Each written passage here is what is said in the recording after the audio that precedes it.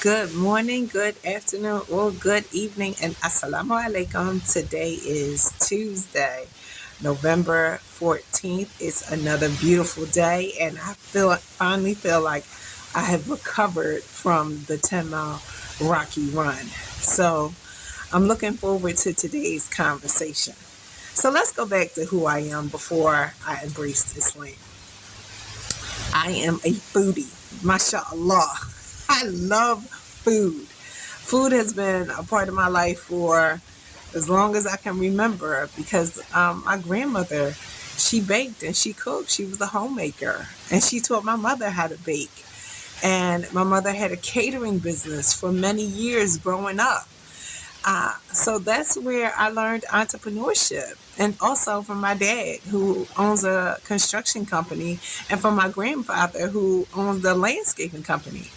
So my mother cooked every day. So I didn't have to. So I didn't typically fit the image of a Muslim homemaking woman. That wasn't the image um, presented to me because most of my Muslim friends were business owners. So that's what I thought Muslim women did. So let's talk about, fasting. Let's talk about my love of food and fasting. So I embraced Islam in, I think, April 2010. That summer was Ramadan.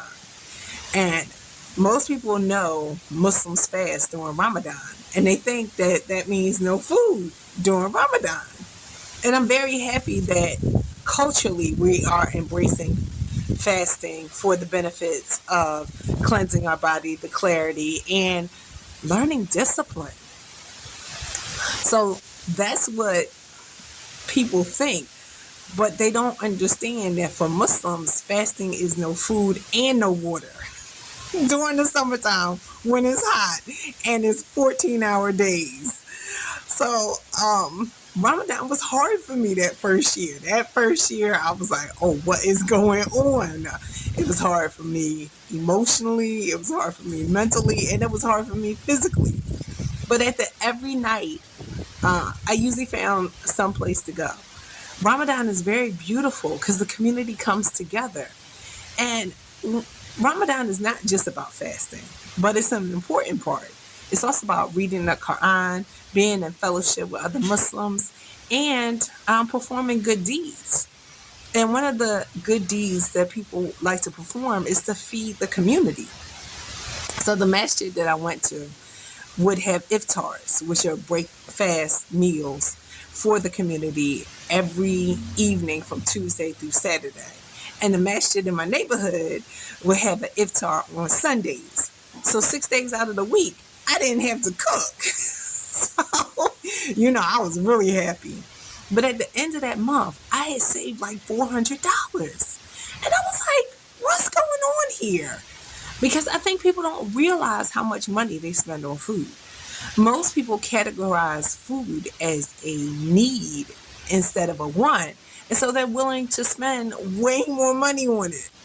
So fasting also helps with my budget. So I'm going to tell you, as a foodie, I don't plan on disciplining myself by giving up sweets. That's not what I'm going to do. I know many people decide that that's how they're going to discipline themselves, by giving up sweets. I'm not going to do that. I'd rather fast all day and eat my ice cream, my brownies, my cupcakes at night. That's just me, because food is very important to me. I like it.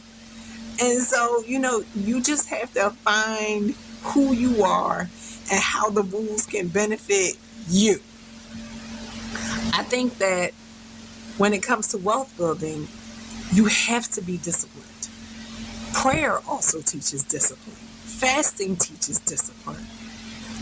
Patience teaches discipline. And we're going to talk about that because that was one of the areas I struggled in. So find how you want to implement discipline. So I didn't really have to be disciplined when I'm exercising, because you're burning a whole bunch of calories. I think Michael Phelps said he eats like 7,000 calories a day. Swimming burns calories. And so you have to replenish.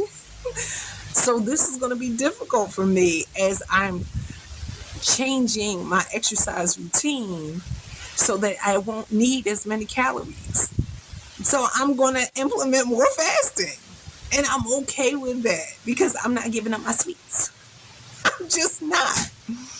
So, if that means I have to fast outside of Ramadan, okay. Can I have a brownie once a week? Okay. That's the compromise I'm willing to make. So everybody else might have a different compromise. But I think fasting is beautiful. And it helps me have the clarity as long as I commit to it. And the commitment means that I have to do it on a weekly basis, not just when Ramadan comes. But, that means I can still eat my sweets. so you have to make it work. Figure out how you're going to make it work and figure out how you can implement discipline into your life for wealth building habits. Thank you for joining me, and assalamu alaikum. Good night.